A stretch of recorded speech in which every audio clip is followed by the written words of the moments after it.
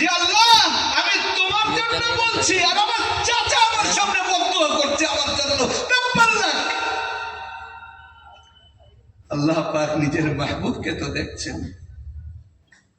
আল্লাহর কাছে একজনই মকবুল, যে তার হয়েছে আল্লাহ তার হয়েছে, আর যে তার হয়নি আল্লাহ তাকে কোনো ভ্রুক্ষেপ করবে না। যে আল্লাহ রাসূলের হয়েছে আল্লাহ তার হয়েছে, যে আল্লাহ রাসূলের হয়নি ও যা পারে করুক, যেখানে যে মরুক, আল্লাহ জীবনে তার দিকে ভ্রুক্ষেপ করবেন না। কুল ইন কুনতুম তুহিব্বুনাল্লাহ ফাত্তাবিউনি ইউহিব্বুকুমুল্লাহ।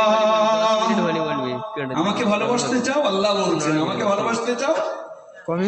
আমার মেহবুবকে অনুকরণ করো। আমাকে ভালোবাসা না, আমি তোমাদেরকে ভালোবাসবো, আমি তোমাদেরকে মেহবুব বানাবো। আল্লাহর মেহবুব সাল্লাল্লাহু আলাইহি ওয়াসাল্লাম দাঁড়িয়ে নিজের দায়িত্ব পূরণ করছেন, শুধু না জীবন লাগিয়ে দিচ্ছেন, জান লাগিয়ে দিচ্ছেন।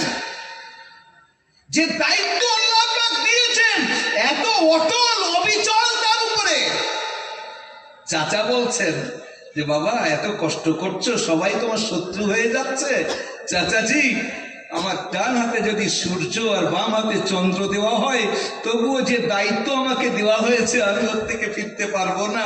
আমি মরে যাব তাও ভালো, যদি মৃত্যু আল্লাহ লিখে থাকেন, নচেত যেটা আল্লাহ পাকের উদ্দেশ্য সেটা পুরো হবে। এত জমে দাঁড়িয়ে বলছেন, আর সেই সময় নিজের চাচা বলছে তুমি ধ্বংস হও। আল্লাহ বলছেন তাব্বাত ইয়াদা আবি লাহাবি ওয়া তাব। আমার মেহবুব ও তোমাকে না বলছে তুমি ধ্বংস হও, আমি বলছি আবু লাহাব যে দুটো হাত তোমার দিকে করেছিল, ও হাতও যাবে না, শুধু হাত যাবে, ওর সত্তাও যাবে। শুধু ও না, মা আগনা আনহু মালুহু ওয়া মা কাসাব। মাল দুই ধরনের হয়, একটা যেটা সে নিজে উপার্জন করে, আর একটা যেটা সে তার আব্বা থেকে মা থেকে বিরাসত সূত্রে ওয়ারিসান সূত্রে সে পায়। ও যেটা নিজে কামিয়েছে সেও যাবে, আর যেটা ওয়ারিসান সূত্রে পেয়েছে সেও যাবে, কোনো কাজে আসবে না। নিজে কামিয়েছে কি মনে করেন, তার কামানোর মধ্যে তার নিজের সন্তান। সন্তানের পরিস্থিতি কি হচ্ছে, তার একটা ছেলের সঙ্গে নবী পাক সাল্লাল্লাহু আলাইহি ওয়াসাল্লামের একটা মেয়ের বিয়ে ঠিক হয়ে গেছে, পাকা হয়ে গেছে। কোন কোন এলাকায় বলে পাঞ্চুনি হয়ে গেছে, পাকা দেখাশোনা হয়ে গেছে। আবু লাহাব বলছে যে মুহাম্মদ সাল্লাল্লাহু আলাইহি ওয়াসাল্লামের মেয়ের সঙ্গে তোমার বিয়ে হবে না, যাও সামনে গিয়ে অস্বীকার করে এসো, বিয়াদবি করে এসো। হুজুরের সামনে তার ছেলে গেল আর দাঁড়িয়ে বলছে যা বলার, বিয়াদবি করে বলছে আপনার মেয়েকে বিয়ে করব না। হুজুর একটা শব্দ বললেন, আল্লাহুম্মা সাল্লিত আলাইহি কালবাম মিন কিলাবিক। আল্লাহ তোমার কুকুররা আছে না, সেই কুকুরদের মধ্যে একটা কুকুর ঠিক করে দাও, একটা কুকুর নির্ধারিত করে দাও। যখন তার ছেলে ফিরে এসেছে, আবু লাহাব জিজ্ঞাসা করছে মাল্লাযী আজাবাকা মুহাম্মদ, মুহাম্মদ সাল্লাল্লাহু আলাইহি ওয়াসাল্লাম কি বলেছেন তোমাকে? রাবু আমি তো যা বলার বলেছি, উনি বলেছেন আল্লাহ তোমার কুকুর, একটা কুকুর নির্ধারিত করে দাও। আবু লাহাবের চোখ বড় বড় হয়ে গেছে, কি সর্বনাশ করেছে, তোর জীবন বিপন্ন কেন? মুহাম্মদ রাসূলুল্লাহর জবানে মোবারক থেকে যেটা বার হয় সেটা হয়। উনি যেটা বলেন আল্লাহ সেটা করে দেখিয়ে দেন। সফরে বার হয়েছে বাপ বেটার সঙ্গে পুরো কাফেলা। কোথায় যাচ্ছে?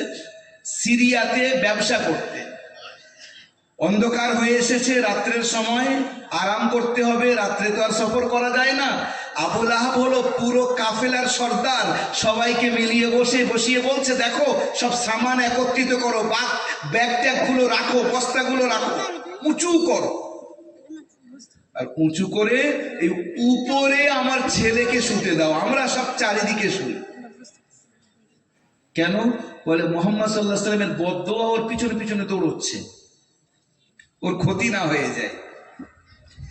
চারিদিকে সবাই শুয়েছে, একজনের চোখ খুলে গেছে, ভয়তে উঠছে না, চোখ টিপটিপ করছে অন্ধকারে। দেখতে পাচ্ছে একটা বাঘ এসেছে, আর আসার পরে সবাই মুখ শুকে শুকে বেড়াচ্ছে। আচ্ছা বলেন তো, মানুষ হিসেবে যদি বাঘ এসে মুখ শুকে, পরিস্থিতি কি হবে? তো সে সবার মুখ শুকছে, লাস্টে কারোর কিছু বললো না, সোজা লাফ মেরে উপরে গেছে, যেখানে আবু জেহেলের ছেলে শুয়েছিল ওখানে গিয়ে ওকে ফেড়ে চিরে ওকে মেরে দিয়ে ওখান থেকে সোজা চলে গেছে। আল্লাহুম্মা সাল্লি আলাইহি কালবাম মিন কিলাবিক। আল্লাহ, এর আব্বাকে যা কষ্ট দিয়েছে এও কষ্ট দিল।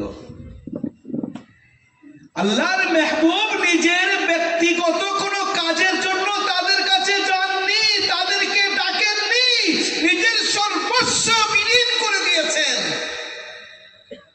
মানুষ মারা যাওয়ার পরে, কেউ মারা গেলে তার সন্তানরা তার অংশ পায়, ছেলে পাবে, মেয়ে পাবে, স্ত্রী পাবে, বোন পাবে, যারা যার পদ্ধতি আছে।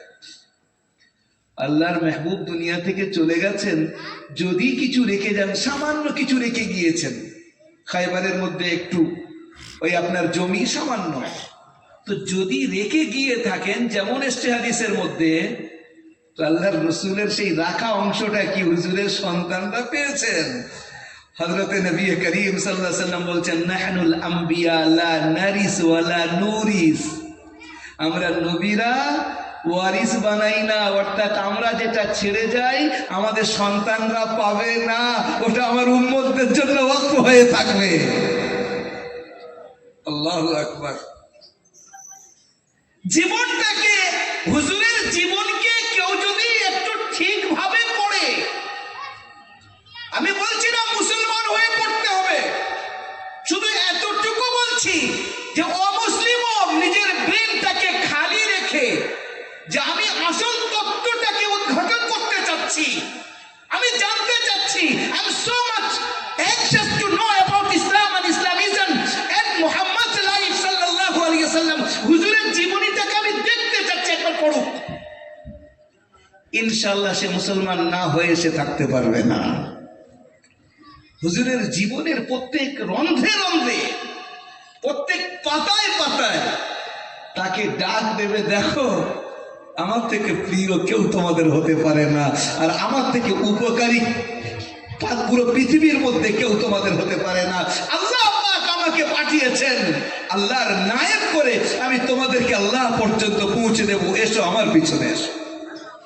ব্রাদার ইসলাম, ও তো গেল আবু লাহাবের ছেলের পরিস্থিতি। আমি দুটোকে কম্পেয়ার করে দেখাতে চাচ্ছি আপনাদেরকে। একটাই জিনিস, যারা মুহাম্মদুর রাসূলুল্লাহর পিছনে লাগে, অর্থাৎ তার জীবনীর ব্যাপারে, অথবা তার আনিত ধর্মের ব্যাপারে, তার আনিত অনিন্দ সুন্দর হলি কোরআনের ব্যাপারে লোক লেগেই আছে। কিছু ধরনের মানুষ না, তাদের কাজ নেই, তাদের সঙ্গে কথা বললেই হয় কোরআনের উপরে প্রশ্ন, অথবা হুজুরের উপরে প্রশ্ন, অথবা ইসলামের উপরে প্রশ্ন। আপনারা কতটা এদের সম্মুখীন হন আমি জানি না, কিন্তু আমাদের সম্মুখীন হতে হয় জায়গায় জায়গায়। এমনকি নামধারী, যারা নামধারী, আমি এমনি বলি, সালমান রুশদির নাম নিয়ে নেন, তসলিমা নাসরিনের নাম নিয়ে নেন। আপনি মনে করছেন সালমান রুশদি একা, তসলিমা নাসরিন একা? জি না, কল্পনা করতে পারবেন না এমন এমন লোক বসে আছে আর ইসলামের উপরে এমন এমন প্রশ্ন করছে। নাম তাদের মুসলমান নাম, অথচ ইসলামের আলিফ তাদের মধ্যে নেই, ইসলামের বিরোধিতা করেই চলেছে। অন্যরা তো যা করছে, আমাদের ভিতর থেকে নাম ভাঙিয়ে আমাদের মধ্যে থেকে ইসলামের বিরোধিতা করেই তারা চলেছে। দেখেন পরিস্থিতি, এ তো আবু লাহাবের ছেলের অবস্থা গেল। এবারে আবু লাহাব, আল্লাহ বলেছেন না ও ধ্বংস হবে। আল্লাহ তো খালিক, আল্লাহ তো মালিক, আল্লাহ তো জানেন। বদরের যুদ্ধের সময় আবু জেহেল সব তাড়া দিচ্ছে, চলো যুদ্ধে, সবাই চলো। আবু লাহাব কি করেছে? ও যাবে না, যেহেতু ছেলের পরিস্থিতি সামনে এসে গেছে, আবার ওই সূরার ব্যাপারে কানে গেছে, বাইরে গেলে আমার উপরে আক্রমণ হতে পারে, আমি মারা পড়তে পারি। না না, আমি যাব না। একজনের কাছে টাকা পায়, এই শোন টাকা দে, বলে আমি এখন কোথায় টাকা পাবো, এত টাকা? বলে হয় টাকা দে, নয় আমার হয়ে যুদ্ধে যা। হয় আমাকে টাকা দে, অথবা আমার হয়ে যুদ্ধে যা। সে বান্দা মজবুর, কি করবে? টাকা তো আমার কাছে নেই, তো বাধ্যতামূলক আমাকে যুদ্ধে যেতে হচ্ছে।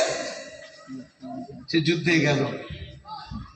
আবু লাহাবের শরীর এখানে খারাপ হয়ে গেছে,